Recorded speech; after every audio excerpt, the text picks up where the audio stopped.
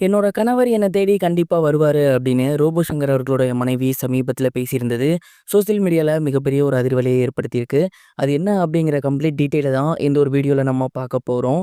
பிரபல comedy நடிகரான robot Shankar அவர்கள் சமீபத்தில உடல்நலக்குறைவு காரணமா இறந்து போயிருந்தாரு. அவரோட மறைவு அப்படிங்கிறது உண்மையிலேயே எல்லோருக்கும் மிகப்பெரிய ஒரு வேதனையை ஏற்படுத்தியிருந்துச்சு. தொடர்ந்து திரை பிரபலங்களும் சரி, அரசியல் பிரபலங்களும் சரி, ரசிகர்களும் சரி, அவருக்கு தங்களோட கண்டோலன்ஸ பதிவு பண்ணியிருந்தாங்க. அண்ட் இந்த ஒரு நிலையில அவர் வேலை பார்த்திருந்த ஒரு பிரபல டிவி நிறுவனத்தில அவருக்காக ஒரு ஸ்பெஷல் ஷோ வந்து ஏற்பாடு பண்ணியிருந்தாங்க. அண்ட் அந்த ஒரு ஷோல ரோபோ சங்கர் அவர்களோட மனைவியும், அவங்களோட பொண்ணும் கலந்துக்கிட்டாங்க. அதில பேசும்போது ரோபோ சங்கர் அவர்களோட மனைவி என்ன சொல்லியிருந்தாங்க அப்படின்னா, "உண்மையிலேயே எங்க இருக்க எல்லோருக்கும் மிகப்பெரிய ஒரு நன்றி. ஏன்னா என் கணவர் மேல நான் தான் மிகப்பெரிய அன்பு வச்சிருக்கேன்னு நெனச்சேன். ஆனா நீங்கலாம் என்ன தாண்டி அன்பு வச்சிருக்கீங்கன்னு நெனைக்கும்போது ரொம்பவே சந்தோஷமா இருக்கு. இத நெனச்சு அவருமே ரொம்ப சந்தோஷப்படுவாரு.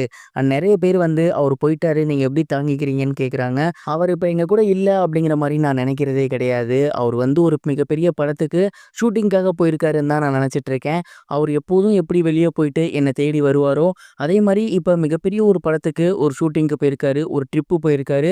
வரதுக்கு மிகப்பெரிய ஒரு நாள் ஆகும் அப்படிங்கிற மாரி தான் நான் நெனைக்கிறேன். படத்துக்கு ஷூட்டிங்லாம் போனா, இல்ல வெளிநாடுகளுக்கு ட்ரிப்லாம் போனா, என்ன தேடி அவர் எப்படி வருவாரோ, அதே மாதிரி இந்த ஒரு ட்ரிப் முடிஞ்சதுக்கு அப்புறமும் கண்டிப்பா என்ன தேடி என் கணவர் வருவாரு. அந்த நம்பிக்கை எனக்கு இருக்கு. அது மட்டும் இல்லாம எங்க வீட்ல அவரு இருக்க மாரி தான் இருக்கு. எங்க பார்த்தாலும் அவர் தெரியிறாரு. கட்டில்ல நான் தூங்கும்போது என் பக்கத்துல அவர் படுத்திருக்க மாரி இருக்கு. ஸோ அவர் எப்போதும் என் கூடயே தான் இருக்காரு. எங்க கூடயே தான் இருக்காரு. நம்ம கூடயே தான் இருக்காரு. அப்புறம் ஏன் நான் அவர் இல்லன்னு நெனைக்க போறேன் அப்படின்னு ரொம்பவே எமோஷனலா பேசியிருந்தாங்க. அவங்களோட பேச்சு அப்படிங்கிறது உண்மையிலேயே அங்க இருக்க எல்லோருக்கும் மிகப்பெரிய ஒரு கண்ணீர வர வச்சுச்சு அப்படின்னு தான் சொல்லணும். அவங்க மட்டும் கிடையாது. நெறைய பேர் வந்து ரூப சங்கர் சார பத்தி அவ்வளோ விஷயங்கள் ஷேர் பண்ணியிருந்தாங்க.